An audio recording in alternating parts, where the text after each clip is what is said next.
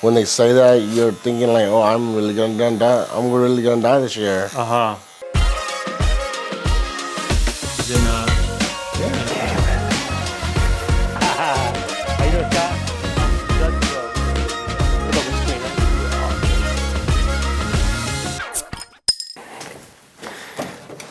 All right, I'm going to get you mic'd up. So how you been, man? I've been good. I've been good. Life is okay? Yeah. That's good. Okay, what are we looking for? You usually get like a zero fade on the side? I usually go bald, but Bald? Okay, But you okay. could give me one of your haircuts. So you usually shave your whole head? Is that what you usually do? Yeah. No. Okay. I can do that. I can do that. And you save this piece right here. Yeah. Okay. So you save this and everything's bald. Yeah. Okay. Yeah. That's easy. All right. All right. Yeah. We just keep going until we get it right, huh? Okay. So I'm gonna take a 2, shave everything first, and then I'll skin it from there. Okay. Okay. Yeah. I never really went to the barber because my barber is my wife. That's the best barber, man. Yeah. We charge this here. All right. Before we get started, do you want a beer now, or we can have one later, or? Afterwards. All right. So I only have Modelo. Oh, that's fine. Okay, cool. Get over there. Thank you again for being here, man. I really do appreciate it. You know, you've been around for such a long time, but never got the chance to really talk to you. So, yeah, you know what I mean? Yeah. My name is, my American name is Tony Yang. My Hmong name is Jong Chua. Well, that's my new name, Jong Chua. Oh, okay, okay. Nung Bei Lao. Yeah. I'm originally from Sacramento, but ever since I came here, forgot what year, but ever since I've been here, it's been that long. It's been a long time. Yeah. Wow, who your oldest kid? How old's your oldest kid? Leslie. There's Leslie, Selena. You said you have 11 kids. Yeah. Honestly, it might be 13. 13. You're a busy man. Yeah. Well, when I met their mother, they were very little. And, I remember actually coming to meet you when I was smaller too. Yes. Because we went to a New Year. Right. And I met you that one time. Yes, sir. Yeah. It felt so long. Yeah. Felt so long.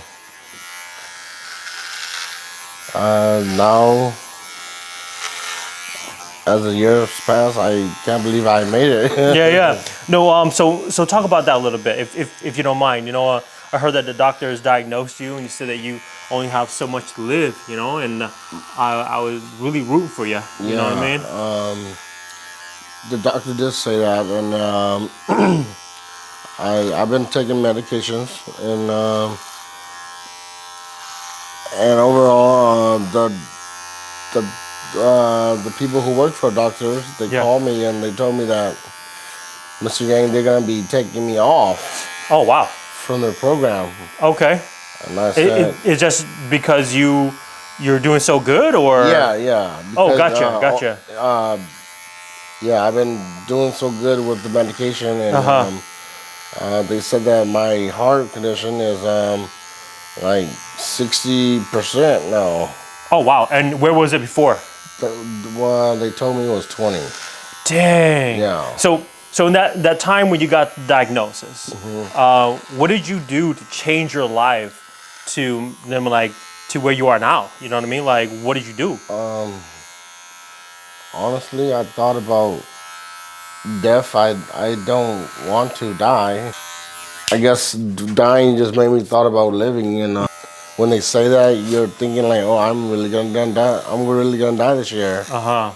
And and then I start to think about every single one of my kids, friends and family who I knew from when I was little. Yeah. I reassured everybody, and everybody was shocked. Yeah. Even I was shocked too, and um, I don't want to go. I still want to live here with my wife and kids, and that made me realize if I don't focus, You don't do something different. yes, I have to change something in my life. And here you are now. Yeah, You know, you beat the odds, you know what I mean? Yeah. That's again, I'm so happy that you changed your life enough to beat it, you know what I mean? But yeah, you were telling me how you were in the foster system, you were like, you know, you were in and out of jail, things like that, Yeah. you know what I mean? Like, well, my teenage years, I've gotten into bad situations where I got locked up in juvenile hall, and I felt like I never got a break, and it seemed like every time I get in trouble, I would always get like the maximum hold. I felt like that yeah. because it seemed like everybody who I went down with, everybody gets to go home a lot faster than me. Yeah. And I'm always Like they committed the same crime as you, but you got the maximum sentence. Yes. Gotcha. I know that's crazy. Did you hear that juvenile hall and everything like that's closing down now? Yeah, why is that? That's crazy. Yeah, so I believe it's one of the programs that they want to get rid of because you know, kids, they're just Kids. they shouldn't get used to being in the system. Yes. You know what I mean? Like they're honestly just out there trying to look out, like they're kids, right? Like Right. they make mistakes. They it's really has to do with their lifestyle or like their parents or the home style. You know what I mean? And you know they're just trying to live the best life they can too, and they just don't have that guidance. You know what I mean? Yes. And so it's called the school to prison pipeline. Wow. And they're trying to get rid of that. You know what I mean? Like so many kids are like just used to it, like just getting locked up. You know, so I think that's one of the reasons why they want to get rid of the program because they kids are just going in and coming out and nothing has changed. You know, they should be joining programs. They should be in you know, like in programs that's going to really help their lives and their way of thinking. You know what I'm saying? Yes. Yeah. I think that's great because some kids, you know, they're not at that point of their life where they're well, some things do happen from jail, from juvenile hall too, you know. Regardless of you might be a girl, but you might get raped and not and like it might be like a cover up or somebody could do that to you, and Gotcha. that would be the worst thing that you ever went in there, because if you never went in there, that would never happen to you. Yeah. But yeah, I think that's great news. Then Yeah, that's they should have more programs for the youth. yes. You know, it's our next generation, and all Yeah. we're teaching them is, oh yeah, you know, you do bad and you get this really long time out, or you know, like that's something that we should be getting rid of. Yeah. You know, I know that a lot of people are like, well, where are all these bad kids going? You know what I mean? Like into treatment, you know, like into programs that's going to really truly help them become part of society. You know what I'm saying? Yes. And so, yeah. We should have a boys and girls club in town. Yeah. So there is there used to be one, but we lost funding for that here in town. You know, there've been talks about it coming back. You know what I mean? So Yeah, hopefully they can that would be great. bring something back. You know. Because growing up in Minnesota, I remember I always went to a boys and girls club. Yeah. Yeah. Just to hang out. They have video games. When it comes to holidays, they even like celebrate with you. Yeah. So tell me a little bit about your upbringing, man. You know, I don't really know anything about your parents or anything like that. You said you're from Sacramento? Yes. Okay. Born and raised in Sacramento? Pretty much. Okay. Yeah, that's. How many siblings do you have? I have total 10. 10 siblings? Yeah. And you have 13 kids? Yes. I'm the youngest one too. Dang. That's a big family, man. Yeah. And your wife has 14 siblings? Yes. Whew. That was the Asian baby boomers, you know, after we came here from the Vietnam War, right? All that stuff, man. Right. That's what happens when you come to a prosperous place, you know. You said you were the youngest. Yeah. The youngest out of 10. 10. Yeah. Okay. There was 5 died overseas. Oh wow. And there was 5 of us left. Yeah. That came to the United States. Died when coming over? Yeah, during the war or during the movement of the whole refugee movement, right? Yes. Like everybody was trying to get to safety. right. Okay. No, that's That's insane. You know, I actually know, the guys right around your age that has, you know, the stories where they had the parents have to give them like opium. Yes, You know what I mean? yes. Give them opium so that they wouldn't cry because they were crying and they were so scared for their lives and stuff like that. You know what I mean? Yes, I have heard a couple of them. Yeah. There's actually a few people that I know that have that, like the whole like they've been messed up. You know what I mean? Because their whole like life was taken away from them because they were given so much doses of opium. You know what I mean? Just so that they can make it over. But that's a whole story in itself. You know. I was lucky. I didn't get to eat opium, but I recall my brother did. Oh wow. Yeah. Well, that's and he's all right. He's good. Yeah, Good. The body is amazing, you know. Like they'll heal from a lot of things. You know what I mean? Yeah. I have 2 sisters who made it to the United States. They're married and they have families of their own. Oh, nice.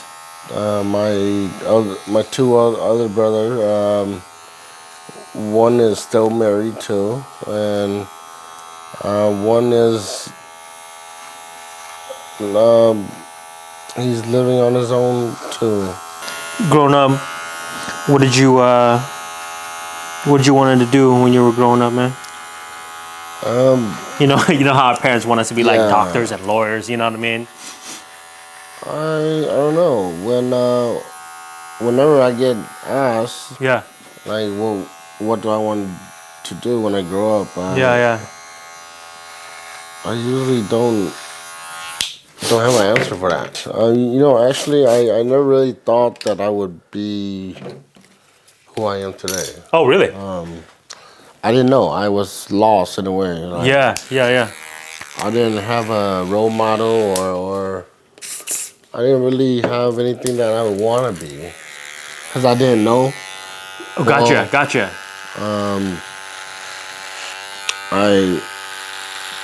I don't know. To me, I didn't have anything to look forward to. I just knew that I had to make a family. You know, I wanted family, and my parents they were separated when I was young too. So Yeah. growing up without a father figure, Yeah. I was lost. Yeah. So do you think that contributed to you, running on the streets and doing all that stuff too? Yes. Um, like I told my wife, nobody never told me how to become a man. Yeah. I had to learn and become myself, man.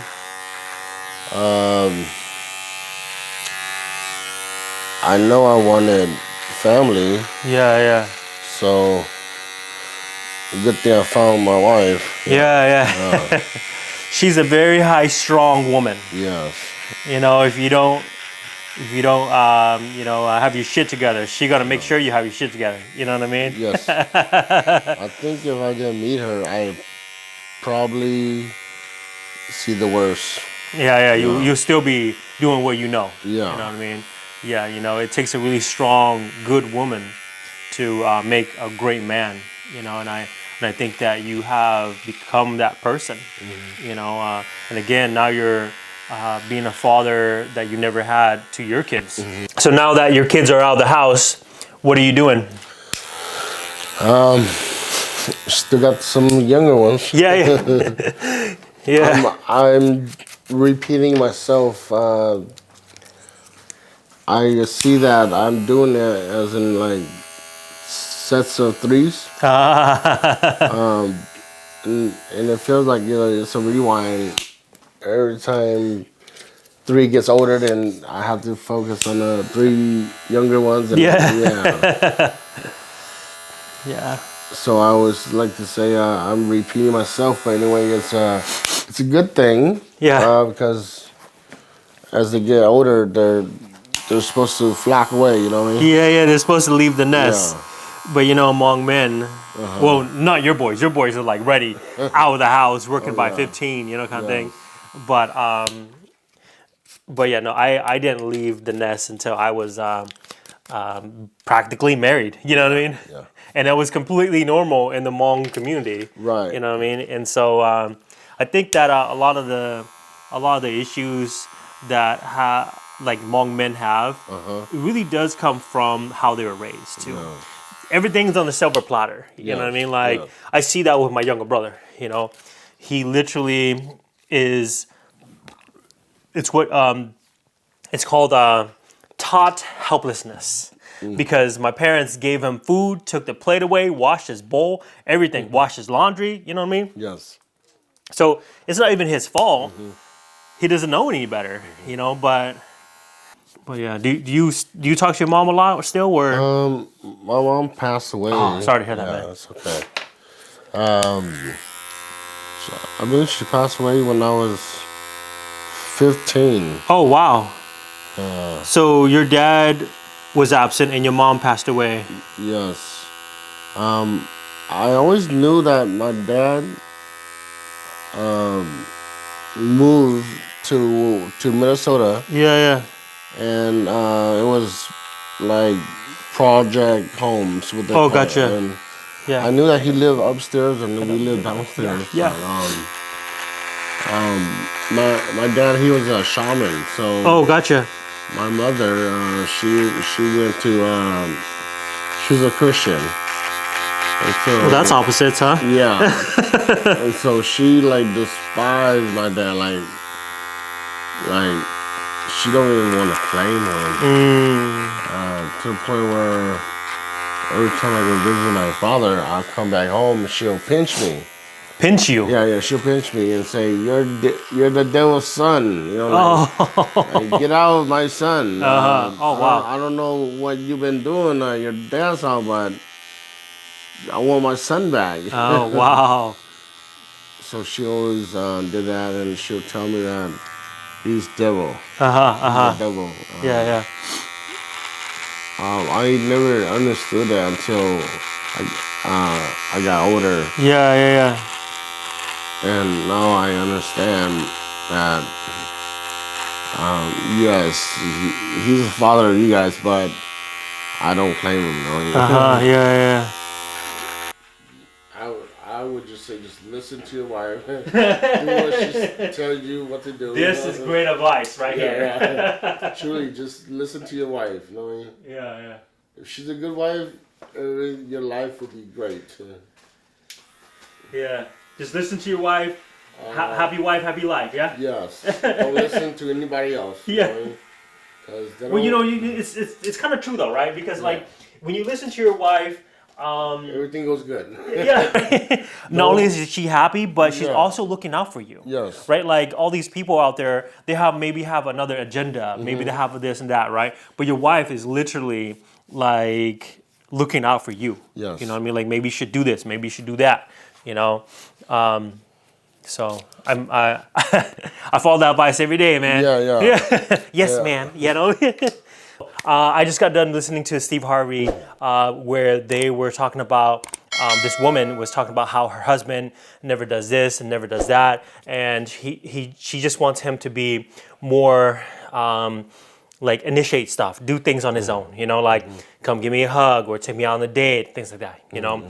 And the professional even said, well, you did marry a guy, right? It was like, yes, but also no. You know what I mean? Because like, as long as you listen to your wife, you learn her things that she likes and wants for you to do, you just do it.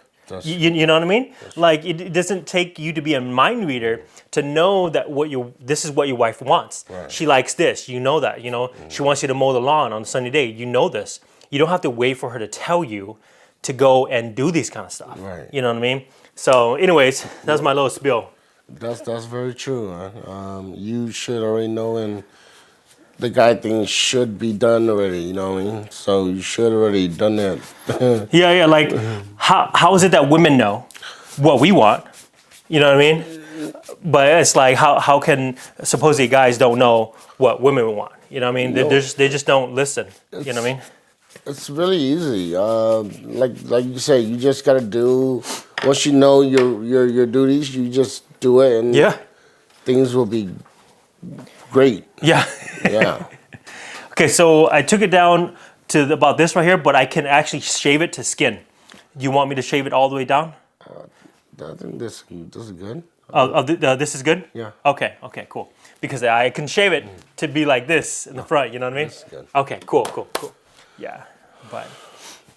Yeah, happy wife, happy life. Yeah. The words of the wise, you know what I mean? Yeah. Yes. But yeah, I think this is it, brother. I think we have it down pretty good. I trimmed the sides a little bit on your beard. And then I brought the, just a line in real quick. Faded this part in so it doesn't go all the way up, Thank you. And then lined up underneath. And I think that's it. Just let me clean all that rough stuff off of your head. And we're good to go. Any last words for anybody that may need to hear, like, what's a quote of the day? You know what I mean? Like, what's a quote that you live by that kept you humble? I always like to say, take things as how things, take it like how it comes to you, I guess. Just be prepared, always think positive and do right, just be honest and live happy. Yeah. That's awesome, man. Yeah, thank you. Thank you again for being here. Hey, this is it for this episode. Sorry for so many technical issues. Stay tuned for the next one. If you like videos and content like this, please subscribe, like, and share this video. All right. Thank you.